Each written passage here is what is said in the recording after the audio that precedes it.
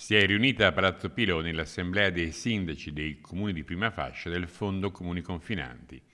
Oltre all'integrazione di due progetti già finanziati dal Fondo, quello relativo alla cittadella dei servizi dell'Unione Montana Comerico per 652.000 euro e quello inerente al progetto Abitare Assieme del Comune di Sedico per 1,5 milioni,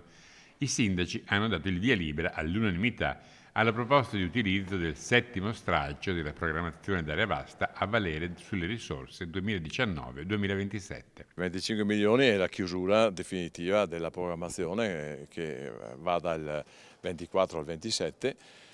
e chiaramente è una programmazione che è stata vissuta dai territori con tante riunioni anche dei sindaci che ha una caratteristica particolare. 7 di questi 25 milioni sono dedicati alla residenzialità. Sono state portate in approvazione dall'Assemblea dei Sindaci 22 schede progetto per un investimento totale previsto di 29,5 milioni,